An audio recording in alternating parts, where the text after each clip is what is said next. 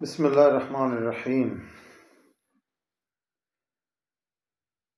بے جا زحمت اٹھانے کی ممانعت دین اسلام میں اور ہماری آج کی جو انسانی زندگی کی اکثر و بیشتر مشکلات ہیں، ان کی بنیادی وجہ ہماری اجتماعی اور انفرادی زندگی میں بے جا زحمتوں کا دخل ہے۔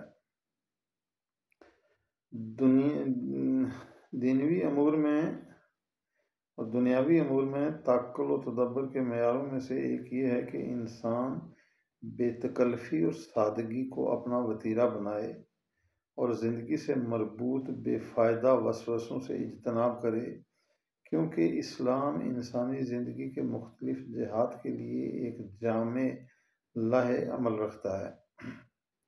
اسلام کسی بھی اخلاقی، مادی، معنوی اور تعبدی میدان میں انسان پر اس کی طاقت اور استقامت سے زیادہ بوجھ نہیں ڈالتا۔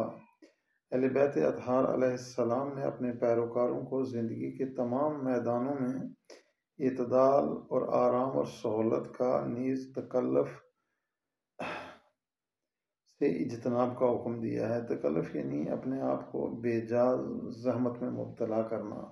مثلاً اگر گھر میں مہمان آ جائے یا کوئی اچانک انسان آ جائے تو ہم بہتر ہے کہ جو ہم خود کھاتے ہیں اسے ایک اچھے طریقے سے مہمان کے لیے پیش کر دیں، نہ یہ کہ دکان ادھار لے کے مقروض ہو کر ایک غریب آدمی جو یہ اتنی استطاعت نہیں رکھتا وہ ایک تکلفانہ کام انجام دے۔ یا دوسرا، ہمارے جو اجتماعی شادیوں کے پروگرام ہیں ان میں ہم اپنی ناک کو بلند رکھنے کے لیے خود کو سالوں کے لیے مقروض بنا دیتے ہیں، اور پھر ہماری جو خاندانی زندگی ہے وہ مختل ہو جاتی ہے، وہ خراب ہو جاتی ہے، ہم اپنے بچوں کی ٹھیک پرورش نہیں کر سکتے۔ رسول خدا صلی اللہ علیہ وآلہ وسلم نے بعض احادیث میں فرمایا ہے کہ میں ان لوگوں کو پسند نہیں کرتا جو اپنے آپ کو بے جا زحمت میں مبتلا کرتے ہیں۔ اپنے مہمان کو بے جا زحمت میں نہ ڈالو، اپنے مہمان کی خاطر اپنے آپ کو بے جا زحمت میں نہ ڈالو۔ دینی بھائی کا احترام یہ ہے کہ انسان اس کا ہدیہ قبول کرے، اسے ہدیہ دے اور اس کی خاطر اپنے آپ کو بے جا تکلیف میں مبتلا نہ کرے۔ حضرت امیر المومنین علیہ السلام کا فرمان ہے کہ سب سے پرلطف زندگی یہ ہے کہ انسان بے جا زحمتوں سے اجتناب کرے۔ آپ نے اپنے فرزند سے فرمایا کہ بیٹا، رزق کی دو قسمیں ہیں، ایک وہ جسے تو تلاش کرتا ہے اور دوسرا وہ ہے جو تجھے تلاش کرتا ہے۔ اگر تو اس کے پیچھے نہ جائے تو وہ خود تیرے پیچھے آئے گا۔ بس اپنے ایک دن کے غم پر پورے سال کے غم کا اضافہ نہ کر، صرف اسی دن کی مشکلات کی فکر کر جس میں تو ہے۔ امام صادق علیہ السلام فرماتے ہیں کہ مومن اپنے دوست کی خاطر اپنے آپ کو تکلیف یعنی بے جا زحمت میں مبتلا نہیں کرتا۔ نیز فرمایا کہ میرے بھائیوں میں سے وہ شخص میرے لیے سب سے زیادہ سنگین ہے جو میری خاطر اپنے آپ کو زحمت میں مبتلا کرتا ہے اور میں اس سے بچتا ہوں۔ میرے بھائیوں میں سے وہ شخص میرے لیے سب سے زیادہ آرام و سکون کا موجب ہے جس کے ساتھ میں اس طرح رہتا ہوں جس طرح خود اپنے ساتھ اکیلا رہتا ہوں۔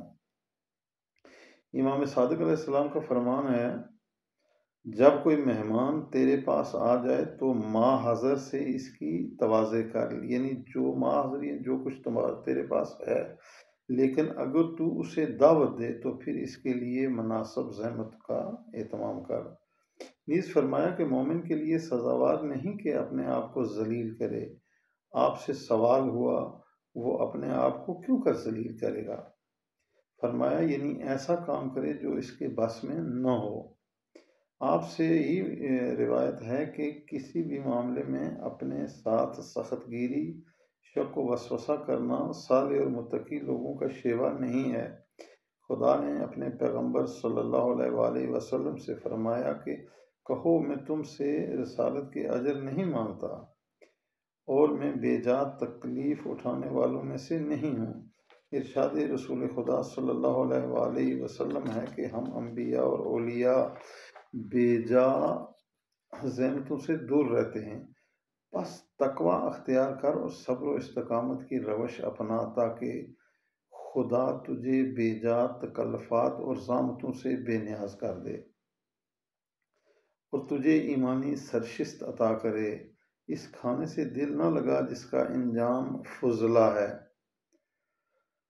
اس لباس سے دل نہ لگا جس کا انجام بوسیدگی ہے، اس گھر سے دل نہ لگا جس کا انجام ویرانی ہے، اس مال سے دل نہ لگا جس کا انجام میراث کی شکل میں منتقل ہونا ہے، ان دوستوں سے دل نہ لگا جن سے دوستی کا انجام جدائی ہے، اس عزت سے دل نہ لگا جس کا انجام ذلت ہے، اس متانت و ہیبت میں کھو نہ جا جس کا انجام ستم اور ناشکری ہو، اور اس عیش میں کھو نہ جا جس کا انجام حسرت اور افسوس ہو۔ انسان کی عقل و خرد کو 6 چیزوں کے ذریعے آزمایا جا سکتا ہے۔ امیر المومنین علیہ السلام کا ارشاد نورانی ہے، اور وہ یہ ہیں کہ باہمی رہن سہن کے ذریعے انسان کی عقل کو دیکھا جا سکتا ہے، لین دین کے ذریعے، اقتدار تک رسائی کے ذریعے اور اقتدار سے محرومی کے ذریعے، نیز تونگری کے ذریعے سے اور فقر کے ذریعے سے انسان کو آزمایا جاتا ہے یا آزمایا جا سکتا ہے۔ عزیزان محترم، ہمیں چاہیے کہ ہم اپنے ان ہادیان نورانی کی ان ہدایات کی روشنی میں اپنی زندگی کو ترتیب دیں۔ دین یہ نہیں ہے کہ آپ صرف نمازیں پڑھتے رہیں۔ قرآن کریم میں ارشاد ہے کہ نیکی یہ نہیں ہے کہ آپ قبلہ کی طرف منہ کر لیں، مشرق کی طرف منہ کر لیں یا مغرب کی طرف منہ کر لیں، بلکہ دین اللہ پر ایمان ہے۔ من آمن باللہ والیوم الآخر، یعنی وہ شخص جو اللہ کے بتائے ہوئے طریقے